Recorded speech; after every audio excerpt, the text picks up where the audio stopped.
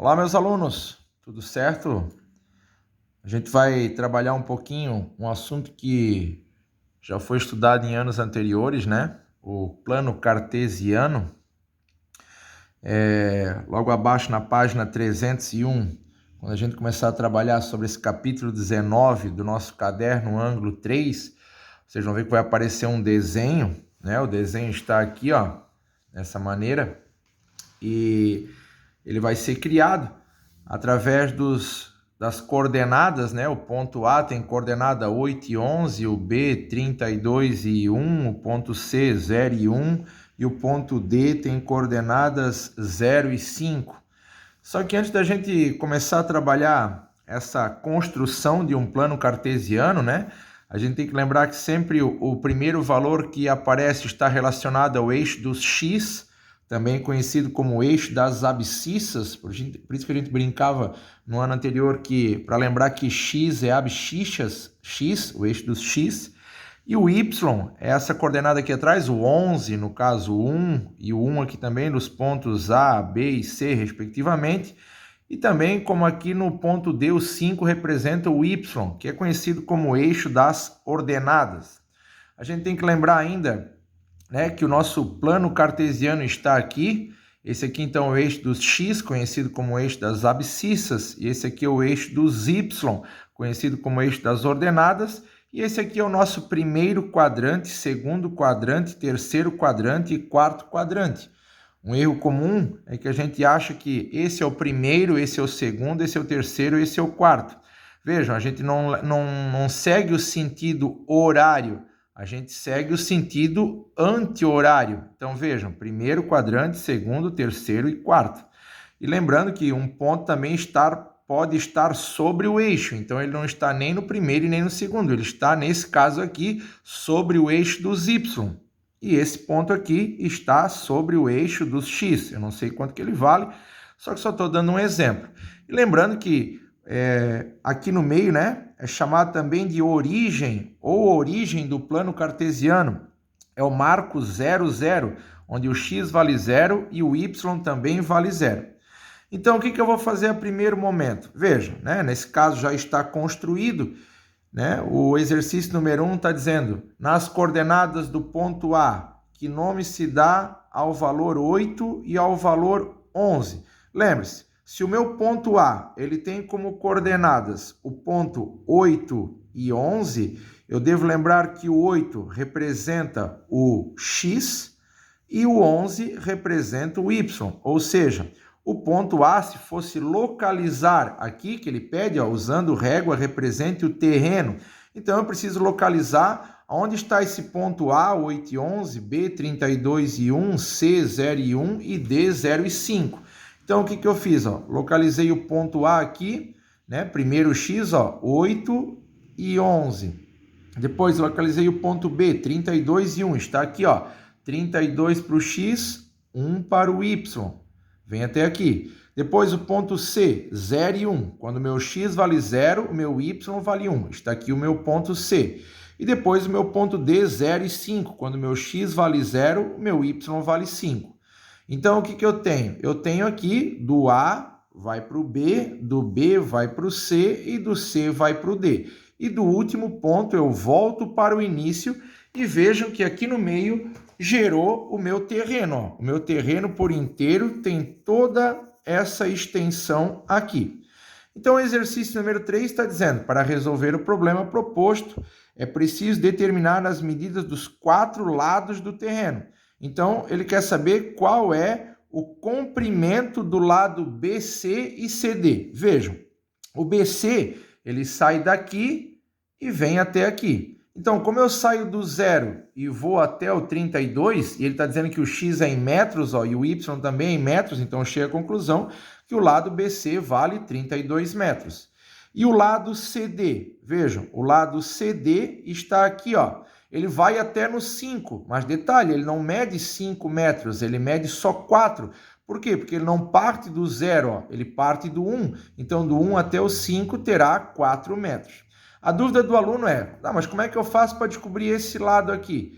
Eu preciso aplicar o teorema de Pitágoras, entende? Eu tenho que formar uma maneira de gerar um triângulo que pode ser assim, dessa maneira, ou assim, dessa maneira, para formar aqui um triângulo e poder aplicar o teorema de Pitágoras. Veja, a medida aqui será o AD. E se eu fechar aqui dessa maneira, né? Estou fazendo aqui a mão livre, né? Dessa maneira, aqui vai ter o meu outro, e aqui será a minha medida de AD. Assim, também eu vou fazer para calcular a medida AB, se ele me pedir. Ó. Eu venho e fecho o meu triângulo até aqui embaixo, esqueço toda essa parte aqui, e aplico o teorema de Pitágoras aqui para calcular o valor de AB. Vocês vão ver que ele vai pedir isso um pouco mais para frente. Então, vejam, cada vez que eu tenho arestas paralelas com o eixo do X, ou paralelas com o eixo do Y, mesmo estando sobre o eixo dos Y, eu não preciso aplicar nada. É só fazer a contagem dos espaços e não dos pontos. Ó. 1, 2, 3, 4, 5 pontos. Não é a quantidade de pontos, é o espaçamento. Ó. 1, 2, 3, 4. É como aqui, eu não posso sair contando 1 ponto, 2 pontos, até chegar, né? É o espaçamento. 1, 2, 3 e assim sucessivamente, chegando a 32 metros. Vejam que, como eu falei, ó, a obtenção das medidas dos lados BC e CD foi facilitada pelo fato dos lados serem paralelos a um dos eixos cartesianos. Que nem eu falei anteriormente, BC e CD eram paralelos ao eixo dos X ou dos Y, respectivamente. O que acontece com os outros dois lados? Por isso, será necessário desenvolver uma outra estratégia para encontrar os comprimentos de AB e AD. O exercício 4 já diz assim para mim, ó. Na representação do terreno que você fez no item 2, construa usando a régua um triângulo retângulo ADP, cuja hipotenusa seja o segmento AD, de forma que cada cateto seja paralelo a um dos eixos coordenados. Vejam que aqui eu já coloquei que o ponto P pode ser 8 e 5, ou o ponto P vai ter coordenada 0 e 11. Eu vou voltar para a página e vamos ver por que tem dois pontos diferentes. Vejam, eu voltei na página 301, porque ele disse que eu deveria construir um triângulo retângulo ADP de hipotenusa AD. Então, a hipotenusa está aqui. Para formar um triângulo, ó, eu deveria formar dessa maneira. Veja que eu formei um triângulo retângulo ADP de hipotenusa AD, onde esse aqui poderia ser o meu ponto P, ó. Qual seria a coordenada dele? Ó? 8 para o X e 5 para o Y. Por isso que eu coloquei ali que poderia ser a coordenada 8 e 5. Lembrando, primeiro vem o X, depois vem o Y. Mas também poderia ser formado um triângulo ADP aqui, onde a hipotenusa continua sendo AD e a coordenada do ponto P, que está aqui fora agora, ó, formando também um ângulo reto, e a hipotenusa também está aqui. Quando será a coordenada do ponto P? Ó? O X vale 11 ou o Y vale 11? Vejam, o Y vale 11. Tá aí o X, ó. O X vale 0. Então, as coordenadas do ponto P seria 0 e 11. Vejam, a hipotenusa não mudou de lugar, mas o ponto para formar um triângulo poderia ser aqui ou também poderia ser aqui. Por isso, meu ponto P pode ter 8 e 5 e 0 e 11 como coordenadas. Veja que no exercício, ele está dizendo, utilizando o triângulo ADP, encontre a medida do lado AD. Tá, mas afinal de contas, qual é o triângulo que eu vou usar? Eu vou usar esse ou esse? É o mesmo.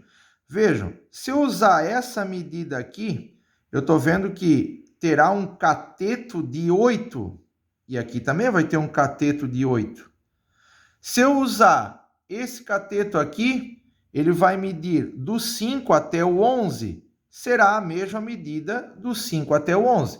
Então, quando eu vou aplicar o teorema de Pitágoras, ó, eu vou chamar o AD de x, hipotenusa ao quadrado, igual a cateto ao quadrado, mais o cateto ao quadrado. Lembrando que se eu usar esse triângulo aqui de baixo ou esse aqui de cima, a medida da minha hipotenusa AD será a mesma. Então, vejam, que é o que eu apliquei aqui, ó, AD ao quadrado igual a DP ao quadrado, mais PA ao quadrado, x ao quadrado, 8 ao quadrado, 6 ao quadrado, 64 mais 36, x ao quadrado igual a 100. Cuidado que agora vocês estão resolvendo uma equação de segundo grau, né? Existem resultados positivos e negativos, mas detalhe, a gente está trabalhando com medidas, a gente nunca trabalha com medidas negativas, então eu cheguei à conclusão que AD vai medir 10 metros, porque a nossa tabela está em metros. Depois, no exercício número 5, ele quer que a gente calcule o valor de AB, que eu vou chamar de Y. Veja no desenho, ó. Vou esquecer essa parte aqui, vou trabalhar com essa. Isso aqui é o cateto, isso aqui é o outro cateto, e isso aqui será a minha hipotenusa. Lembrando, ela vai do 8 até o 32, e ela vai também aqui debaixo do 1 até o 11. Então, eu preciso aplicar o teorema de Pitágoras com essa medida de cateto, essa medida de cateto, e eu preciso calcular o AB, que é o Y. Vejam, coloquei aqui, ó, AB ao quadrado é igual a QB ao quadrado mais QA ao quadrado, chamei o AB de Y, então Y ao quadrado, o QB vai medir 24, o QA vai medir 10, então 24 ao quadrado, 576, 10 ao quadrado, 100, vai dar 676. Eu sei que eu vou tirar a raiz quadrada e tem mais, menos, só que eu não trabalho com negativo, até coloquei em vermelho, quando eu trato de aresta, eu não preciso ficar colocando mais, menos, né? Então, o valor do Y será 26 metros, que é o valor de AB, então está aqui a resposta de AB e AD, que foi aplicado o teorema de Pitágoras. A pergunta é, qual deve ser o comprimento da cerca construída sobre o contorno do terreno? Então, ele quer nada mais do que, essa pergunta do que calcular o perímetro, porque o contorno, na verdade, é as laterais. Então, eu vejo, eu tinha 32 metros, tinha 4 metros, que eram aquelas medidas paralelas anteriormente, precisei calcular o valor de AD e BD, onde uma deu 10 e 26. Então, quando eu junto 32, que é o eixo dos X, o 4, que é o eixo dos Y, e aqui eram as duas medidas não paralelas que eu calculei aqui em cima, somando tudo, a minha cerca terá 72 metros de comprimento. Veja que no exercício número 7, eu nem fiz aqui, no espaço a seguir, descreva uma estratégia que você usou para calcular a distância entre dois pontos no plano cartesiano, cujas coordenadas são desconhecidas. Veja, vou voltar para o meu desenho. Quando as minhas retas elas são paralelas com o eixo dos Y ou paralelas com o eixo dos X, é fácil de descobrir quanto é essa metragem. Agora, quando elas não são paralelas, nesse caso aqui, ó, de AD ou de AB, eu preciso formar um triângulo retângulo, nesse caso que eu fiz aqui, aplicando o teorema de Pitágoras, e a mesma coisa aqui para calcular a medida de AB, onde eu fiz um triângulo, onde os catetos sempre são paralelos com o eixo dos Y e com o eixo dos X, para poder aplicar teorema de Pitágoras. Essa é a estratégia que a gente usa para calcular essas medidas quando elas não são paralelas com os eixos cartesianos, no caso o eixo dos X e o eixo dos Y. Vejam, outro exercício que eu vou fazer hoje para vocês é o exercício número 1. Ele está dizendo que eu tenho um triângulo ABC, onde o vértice A tem coordenadas menos 1 e 3, né? Aqui no caso apareceu o plano cartesiano, então eu localizei, o ponto A está aqui, ó, menos 1 para o X e 3 para o Y, e menos 3 para o Y. Depois, o ponto B, ele tem coordenadas menos 3 e menos 1, ó. Menos 3 e 1. Menos 3 está aqui, o 1 está aqui. Aqui está o eixo, né, que foi gerado o ponto B em relação ao eixo cartesiano. E meu ponto C tem coordenadas 3 e menos 1. Quando meu X vale 3, o meu Y vale menos 1. Então, eu localizei os pontos primeiro e venho e junto. Vejam, essa reta aqui não é paralela com o eixo dos X nem dos Y. Essa reta aqui não é paralela com o eixo dos X nem dos Y. E essa reta aqui não é paralela com o eixo dos X e com Y. Na primeira letra A do nosso exercício número 1, ele pede, desenhe o triângulo ABC usando o sistema de coordenadas. Foi o que eu fiz. Letra B, calcule o perímetro do triângulo ABC. Então, o que o aluno teria que fazer? Ó? Eu vou calcular quanto vale BA. O que o aluno tinha que fazer? Ó? Ele tinha que vir aqui, né, e gerar o triângulo onde BA vai ser a hipotenusa. Então, vejo que esse espaço mede 2 e esse espaço aqui mede 4. E BA é a minha hipotenusa. Teorema de Pitágoras. Ó. A hipotenusa eu chamei de x, hipotenusa ao quadrado, cateto medindo 4 e o outro cateto medindo 2. Vai dar 20, a raiz de 20 mais menos, detalhe, eu não vou ficar escrevendo mais menos o tempo todo, porque isso aqui é a aresta. Então, eu sempre vou desprezar o negativo, só uso em equações de segundo grau quando resolva as equações. Isso aqui é a aresta.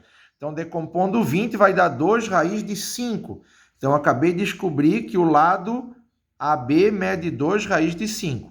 A mesma coisa eu vou fazer com o lado CA ou AC. Veja, vou formar mais um triângulo aqui, onde AC vai ser a hipotenusa, cateto medindo 2 e mais um cateto medindo 4. Vejam, 2 ao quadrado, 4 ao quadrado, chamei mais uma vez de AC de X, poderia ser chamado de Y, poderia, M, poderia, T, poderia, hipotenusa ao quadrado, cateto ao quadrado, cateto ao quadrado. Vejo que é a mesma situação de BA, né? Ó, cateto do 4 e 2, cateto de 4 e 2, então BA vai ser igual a AC, e ele vai medir 2 raiz de 5 também. Então, esse lado aqui vai medir 2 raiz de 5. E aqui, né, existe a outra aresta que tem que ser descoberta, ó, a aresta BC. Eu vou fechar aqui, assim, dessa maneira, e vou ter mais uma hipotenusa para ser descoberta, com o cateto medindo 2 e uma hipotenusa aqui, BC, e o outro cateto medindo 6. Então, vejam, hipotenusa, cateto, cateto. Vejam que eu tenho que chegar do menos 3 até o 3. Ah, mas vai dar zero. Não, se tu juntar menos 3 com 3 dá zero, mas não existe distância negativa. Vão ser 3 quadradinhos para a direita, 3 quadradinhos para a esquerda, então 3 mais 3, 6, o que resulta nesse cateto de 6. E aqui vai ter 2 espaçamentos, 2 quadradinhos, então por isso 2. Cheguei à conclusão que o valor de BC chamei de X também. Poderia chamar de outra letra? Poderia. Eu boto X, que é a letra que mais aparece. Então, 2 ao quadrado, 4. 6 ao quadrado, 36. Juntando os dois dá 40. Decompondo 2 raiz de 10. Ele pergunta a seguinte situação na letra C. Ó. O triângulo ABC é escaleno, isósceles ou equilátero? Lembre-se, quando eu tenho 3 lados iguais, ele é chamado de equilátero. Quando ele tem 3 lados diferentes, ele é chamado de escaleno. Quando ele tem 2 lados iguais, ele é chamado de isósceles. Como o lado BA deu 2 raiz de 5 e o lado BC, a BA deu 2 raiz de 5 e o lado CA, que era igual a BA, também deu 2 raiz de 5, eu vou ter 2 raiz de 5, 2 raiz de 5 e 2 raiz de 10. Então, vai ter 2 lados iguais. Sendo assim, eu sei que esse meu triângulo é considerado isósceles, porque ele tem 2 lados diferentes. Então, esse é o início do nosso capítulo, né, que a gente precisa relembrar, na verdade, uma situação do 8º ano, né, para quem já tinha caído no esquecimento, eu vim e fiz essa situação aí, que é calcular o perímetro. Vocês vão ver também que vai ter situações de área. Ah, como é que eu calculo a área desse triângulo aqui? Lembre-se, também já foi feito isso. Eu quero saber quanto vale essa situação aqui. O meu problema não pede, mas para calcular essa área aqui, eu precisava calcular a área do retângulo, né, que é gerado aqui por essas arestas laterais, calcular essa área aqui e essa área aqui, e tirar do retângulo, por exemplo, uma área 1, a área 2, a área 3. O que sobrar é a área do teu triângulo. Ah, mas eu posso fazer base vezes altura sobre 2. Mas quem garante que esse ângulo aqui é reto? Ninguém garante, entende? Então, a gente tem que tomar esse certo cuidado. A gente vai ver que mais exercícios sobre áreas vão acontecer em exercícios mais para frente. No exercício número 2, isso já acontece. Tá ok? Um grande abraço, um bom descanso para todo mundo aí. Vai ter uma semana de recesso. A gente vai fazer algumas atividades ainda propostas como tarefa num outro momento sobre isso, quando a gente retornar. E desejo um bom descanso para todos, alunos, familiares, todo mundo, tá? E que a gente sempre possa se cuidar e que todos estejam bem sempre. Um grande abraço e até a nossa próxima aula.